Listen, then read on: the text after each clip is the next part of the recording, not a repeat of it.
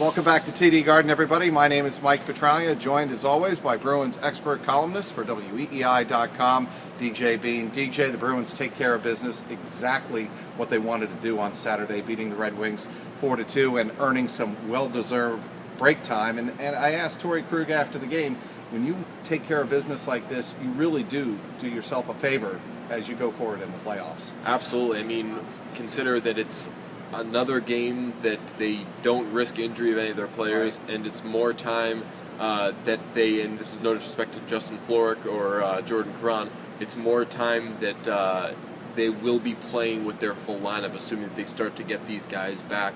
Daniel Paille, for one. I mean, Paille specifically, he's the guy that you would think should be able to go at the start of the series. I mean, it really depends. He's been taking contact since this past Thursday.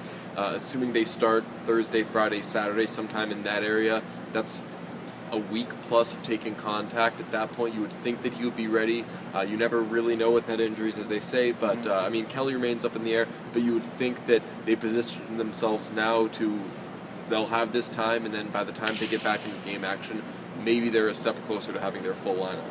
What struck me about game number 5 against the Red Wings on Saturday, DJ, was the energy and the effort of two players that this team really relies on. Brad Marchand on the second line, and of course Milan Lucic. Milan, I thought, played a very physical first 10-15 minutes, really giving the Bruins the energy you need in a closeout game. Yeah, I mean, you saw that a bit game 1, too. He came out like he was a bowling ball for them the first few shifts, but then that line essentially was a ghost until late in game 2, and then game 3 they're fine, they do well against Datsuk's line. Game 4 they're completely missing, and then again they kick it into high gear. Lucic gets going, they have a strong third period where he gets that goal. They score in overtime on a great shift that ends in Jerome McGinley tipping that Dougie Hamilton shot, and then today they are able to bring it more. So I mean, Lucic is a guy who certainly they rely on. David Krejci only had 2 points in this series. Stunning. And I talked to him in Detroit about it, and basically, I mean, what he said was, from round to round, you never know what's going to happen. And for me, reading between the lines, my takeaway there is, I'll strike when I'll strike. There are some rounds where I have to take care of things defensively, play against a guy like Datsuk, keep him quiet. They had to do that on the road. Obviously, Datsuk had to play against Bergeron here, but I mean, that's maybe why you didn't see so much production out of that line. But then what did you see after David Krejci's quiet first round against Montreal a couple years ago? He exploded against the Flyers. So, I mean, things like, you're going to see things like that, you would think. Guys like Krejci, guys like Lucic. I know Lucic was quiet the year they won the Cup, but generally in the postseason, the best players, I mean, the cream rises to the top, right? And you should see that going forward. All right, the other big aspect that was hard to miss on Saturday afternoon, the Bruins' special teams, namely their power play. Spectacular in the first round. They had 6 goals in their first 13 chances. Really a big reason why they were able to jump ahead of Detroit. Their first 2 goals here on Saturday afternoon. Power play goal by Louis Eriksson, and then the cannonading shot, the 100-mile-an-hour missile by Zdeno Chara at the end of the second period. Why, DJ, have the Bruins been so successful this playoff season so far on the power play? Well, I mean, a 4-on-3 will help because there's a lot of space there. And I mean, on the 4-on-3 they go and they play Chara on the point, which is generally what they do if it's a 5-on-3, a 4-on-3, whatever. I mean, really, you have to go to get back to a point where they scored 6 goals in a series. Remember, this was a 5-game series, so it's not like a 7-game series where they scored 1 a game and 2 one game. This was a 5-game series, and they managed 6 power play goals. Last time they scored 6 power play goals in a series was in 2010 against the Sabres, and to me that's significant because that's on the other end of this team doesn't have a power play spectrum. That was back when they had Marc Savard. That was before they went into this abyss of nothing, especially in the postseason. Right. I mean, they had the good series against the Canucks in 2011 when they won the Cup off that series and having a really good power play there. But generally, you haven't seen much on the man advantage in the postseason, and they're back to that point now. It's a personnel thing and it's a strategy thing, and I mean, it's working thus far.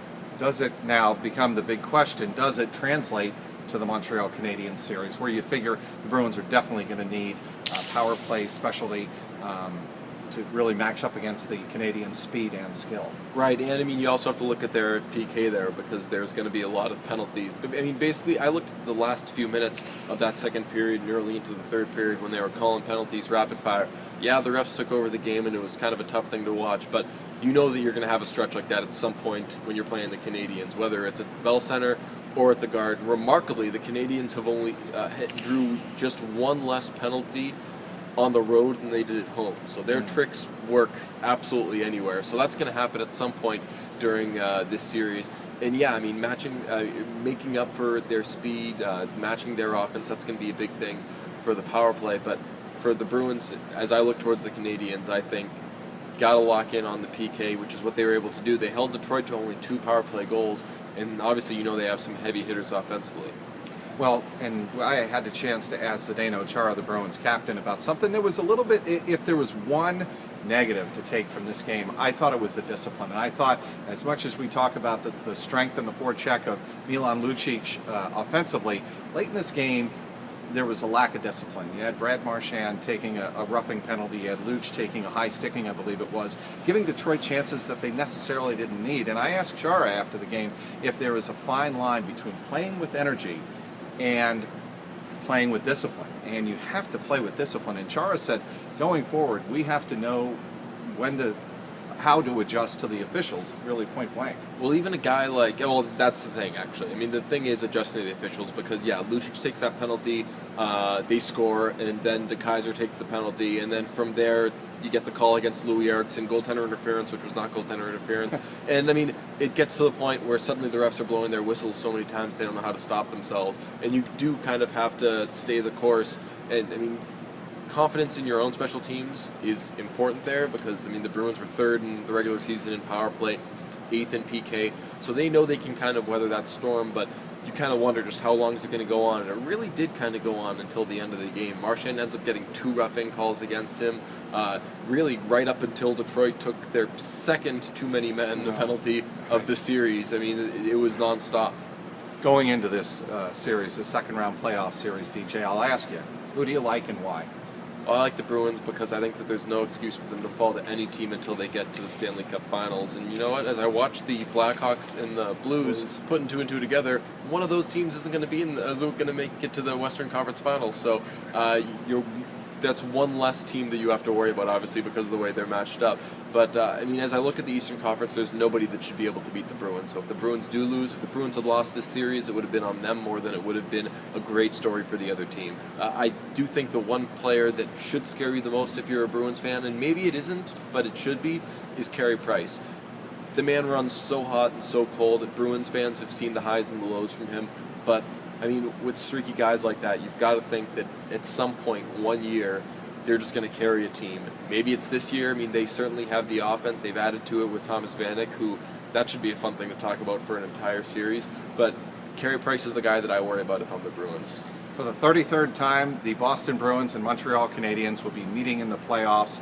It's really, obviously, the best rivalry in all of hockey and one of the best in all of sports. And we get to enjoy it one more time this series, 2014, the Stanley Cup playoffs, the Boston Bruins and Montreal Canadiens. The start time and start date, DJ, yet to be determined because the first round series, of course, have to wrap up. But as far as the Bruins taking care of business in the first round, that's what they do. Beat the Red Wings 4-2 in game number 5, winning the series 4-1. For DJ Bean, I'm Mike Petraglia at TD Garden, WEEI.com.